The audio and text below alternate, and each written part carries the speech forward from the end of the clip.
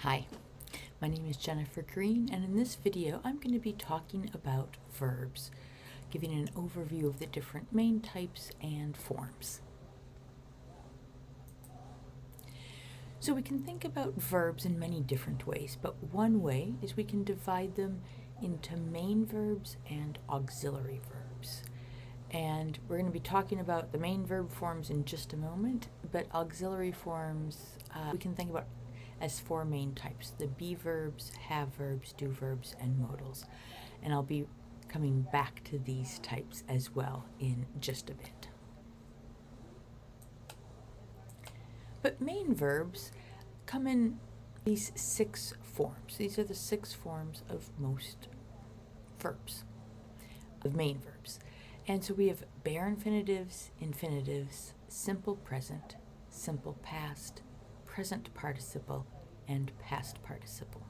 And you can see that some of them look similar to each other and some of them look quite different. And in the following slides, I'm going to be explaining each of these types of forms. So first we have the bare infinitive. And that we can think of as the dictionary form. It is the base form of the verb. And then we use it, well, one when we're looking upwards or defining words, but we also use it after modals. And modals are words like would, could, should, may or might. And so you can see here, I might cough if there is smoke in the air, or she may cough too. Now that looks like a present tense verb, like I cough, but it's actually in the bare infinitive form. And we also use it with imperatives, so commands like sit down or come here. Again, it looks like a present tense, but it's actually in the bare infinitive form, meaning it's the base form of the verb. It's not tensed. Now the infinitive is the verb with the word to in front of it. So the bare infinitive is this form, but without the to. So in the infinitive form with the verb to, there's lots of times when we use it, and we use it to show purpose or intention. We use it when following after adjectives, sometimes, not always, and following certain verbs. Again, not always. So what do I mean by showing purpose or intention? So we leave for a reason, right? So he left. Why did he leave? To buy dinner. So to buy is the infinitive.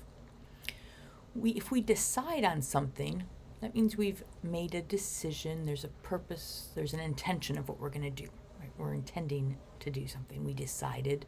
What did we decide?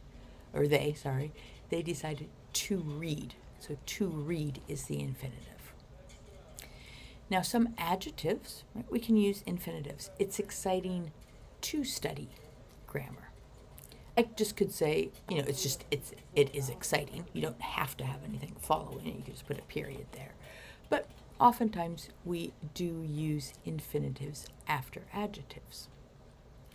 There's also certain verbs that can take infinitives. So the verb like and the verbs like and hope. So if we think about the verb like, she likes to ride her bike. Now we can also do other things with like. She likes riding her bike. She likes her bike. Right? You don't have to use the infinitive, but it can follow certain verbs such as like and hope. Next, we have the simple present form of the verb. And this does have a tense. It's the present tense. There's 2 forms for most verbs. There's the third person singular form, and that has the S at the end.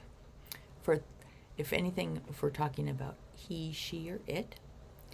And for everyone else, I, you, we, they, there's no S. So he runs, I run. She laughs, we laugh. It sleeps, they sleep. So the everyone else form of the verb, the run, laugh, sleep, it looks like the bare infinitive, but they are different forms. Now the simple past is pretty straightforward in that everyone gets the same form. It doesn't matter if you're talking about one person, multiple people, third person singular, first person singular. It does not matter. It's I ran, he ran, they ran. Of course, we have regular and irregular verbs. So the regular verbs are the ones that end in ed in the simple past. And that's most of our verbs. But many of our everyday most common verbs, those are irregular and they have a variety of ways they look in the past tense. The one exception for all people getting the same form of the verb is the be verb. So is, are, was, were. So was and were. Was is for singulars. So I was happy, he was happy, she was happy, it was happy. You, even though that's singular, can also be plural. You and they and we. You were happy, we were happy, they were happy. So that's the one exception, is the was, the be verb. Okay. Then we have participles. And it says present participle, and that does not in the present tense. It can be, but that's not about tense. They've just called it the present participle. It's the ing form of the verb. So laughing, running, sleeping. Now, we see this in the progressive or continuous aspect as in I was laughing, she is running, we have been running, they will be sleeping, we have been sleeping, right? So anytime there's a continuous aspect in verb, so whether it's just the progressive or the perfect progressive, you're going to have the ing form of the verb. You're going to have a present participle form of the verb. But notice, I was laughing, that's past tense. He had been laughing, past perfect. She is running, that's present tense. Again, you have is plus the ing form of the verb. We can also use the present participle form of the verb as an adjective. So the sleeping baby looks sweet. Okay, so sleeping in this case is working as an adjective. We call these participle adjectives. And we can also use them as gerunds. Don't worry about this quite yet. We're going to come back to this idea of gerunds later in the course. But sleeping is my favorite activity. It's working like a noun. So this ing, these participles, they can be verbs, they can be adjectives, and they can function like nouns. So there's lots of things going on with these present participle forms of the verb. That's the ing form of the verb. And the final form, I want to talk about past participles. See that word participle again. Again, not always in the past, but they've just named it the past participle. Sometimes people refer to this as the en form of the verb or the ed/en form of the verb. It's not as consistent as the present participle, which is always, always, always ing. The past participle has different forms. It's not the same as the simple tense, meaning not the same as the simple past. Okay, it sometimes looks the same, but it's not the same. So where do we see it? Well, it shows up in the perfect aspect. So a good test to figure out what the form is, make a sentence like, I have with the verb. Whatever comes after have. So I have wondered. She has lived. We have been in class, right? All of those, that is the past participle form of that verb. So again, if it is a regular verb, the past participle form is going to be ed. So it looks like the simple past.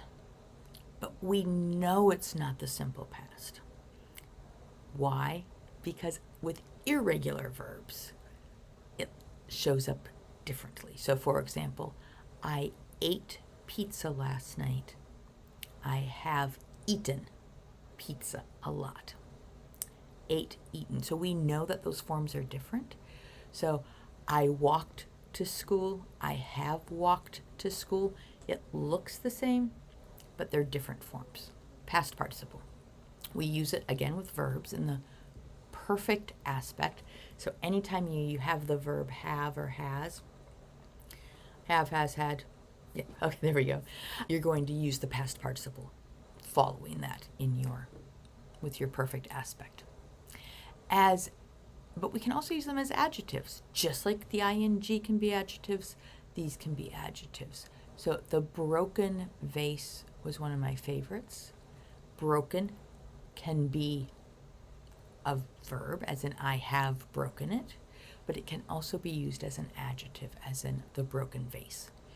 So again, participles have multiple jobs, but it is one of those